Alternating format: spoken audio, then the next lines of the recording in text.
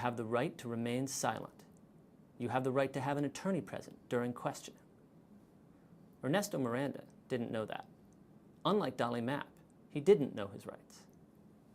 Miranda was arrested based on circumstantial evidence linking him to a rape. The police interrogated him for 2 hours without telling him he didn't have to answer their questions and could ask to see a lawyer. In the end, he confessed. This confession was used as evidence against him, and he was convicted. Were his rights violated? The Fifth Amendment says that no person can be compelled to be a witness against himself. That clearly means that police can't force a confession out of you and then use it at your trial. But what happened with Miranda? Well, if these are all the facts you know, it's hard to say. Especially in the 1960s, before police routinely videotaped interrogations. A judge would know how long a defendant was interrogated, maybe, and some of what was said, maybe, but it would be pretty hard to figure out what the defendant's state of mind was. That's one thing the Supreme Court was worried about. Maybe we can't tell if a confession has been coerced. The other thing they were worried about was the psychological pressure on a suspect during interrogation. Someone who's in custody, who can't leave the interrogation room, and who has the police telling him that they know he did it, and now's his one chance to tell his side of the story, is subject to at least some degree of psychological pressure. Maybe for some people that overpowers their will, if the police do it long enough. In one of the cases decided along with Miranda, the interrogation lasted 5 days. And maybe for others it doesn't. Requiring the Miranda warnings solves both these problems. If you tell someone he has the right to remain silent, the right to see a lawyer, then you can be pretty sure that if he talks afterwards, he's doing so voluntarily.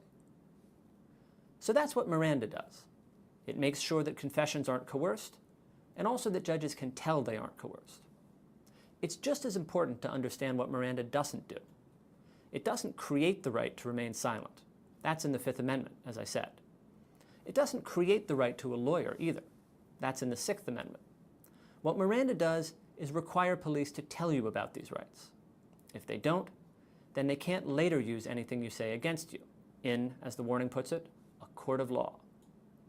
Ernesto Miranda's confession was excluded then, but he was actually convicted anyway, without that evidence.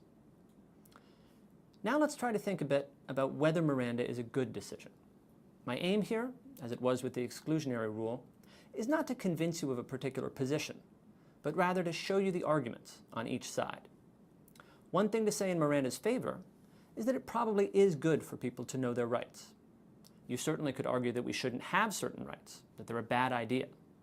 Maybe people should have to answer police questions. Maybe they shouldn't be allowed to see lawyers. But those rights are clearly in the Constitution.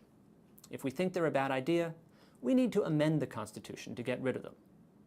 It's harder, I think, to argue that we should try to get rid of these rights without amending the Constitution, just by hoping that people don't know enough to invoke them. But does Miranda maybe have some of the same strange features as the exclusionary rule? The exclusionary rule is a little odd, remember, because it really works mainly to protect the guilty. It benefits the innocent only indirectly. Is Miranda like that? Who does it protect? One answer is, it protects the guilty. The innocent, after all, have nothing to hide. They don't lose anything by talking to police. But that's not necessarily true. People do make false confessions. And this is something that doesn't happen with the Fourth Amendment. People don't manufacture false evidence and put it in their houses. So Miranda benefits people who might otherwise get pushed into a false confession. And those people are innocent. In terms of who it benefits, Miranda is slightly less problematic than the exclusionary rule. But saying that something is sensible, or that it's good policy, isn't the same thing as saying it's part of the Constitution. And certainly, the Miranda warnings themselves aren't in the Constitution. So you might wonder where judges get the power to require them. Miranda is an example of the Supreme Court being pretty aggressive in terms of managing the conduct of law enforcement. And it was unpopular with many people when it was decided. There were billboards around the country calling for the impeachment of Chief Justice Earl Warren. In part, those were a reaction to the Warren Court's decisions about racial equality, like Brown v. Board of Education, which stopped the segregation of public schools. But Miranda had something to do with it too. Richard Nixon campaigned against Miranda, and when he was elected president, He appointed justices he thought were likely to overrule it. Over the years, Miranda was narrowed down, just like the exclusionary rule, and exceptions were created.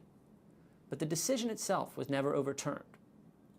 Interestingly, though, the threat to Miranda didn't come just from judicial appointments. Congress passed a law purporting to overrule Miranda.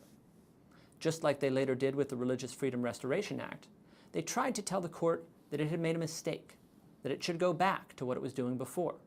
Forget the Miranda warrant. Just decide whether the confession was voluntary. The United States Department of Justice, which makes legal arguments for the United States, thought that this law was unconstitutional, so they didn't ever try to use it in court. But in 1999, the Court of Appeals for the Fourth Circuit ordered them to, and then went on to decide that the law was valid. Congress could overrule Miranda, they said, because Miranda wasn't based on the Constitution. The Supreme Court agreed to review that decision in a case called Dickerson. It was a very interesting case. It was decided the year I clerked, and there was a fair amount of suspense. There weren't 5 justices who would be willing to overrule Miranda. That was pretty clear. But would there be 5 justices who were willing to go along with Congress when it tried to change the rule? As it turned out, the answer was a resounding no. The vote against the government, against Congress, was 7-2, not even close. But when you think about this, it shouldn't be that surprising. Chief Justice Rehnquist, who wrote the majority opinion in Dickerson, didn't much like Miranda. He was one of Nixon's appointees. But he did like the Supreme Court, and he believed very strongly that if Miranda was to be overruled, only the Supreme Court could do it. Congress has authority to supersede non-constitutional, judicially created rules of evidence and procedure. But Congress may not legislatively overrule our decisions interpreting and applying the Constitution. The dispositive question, therefore, is whether the Miranda Court announced a constitutional rule or merely exercised its supervisory authority to regulate evidence in the absence of congressional direction. For a number of reasons, we think it clear that Miranda's rule is constitutionally based. So it seems as though Miranda is here to stay, which some people still don't like. But let me suggest a way of looking at Miranda that might make it easier for opponents to accept. Miranda, remember, doesn't really create new rights. It just makes sure that people know about rights they already have. It makes sure that those rights are available to everyone. And from this perspective, Miranda is really a decision that's based on equality, which is one of the themes that the Supreme Court pursued under the leadership of Earl Warren. Constitutional rights aren't just for white people, the Warren Court said. They aren't just for men. They aren't just for the rich. And Miranda is another step in that same direction. Miranda says that rights aren't just for people who know about them already.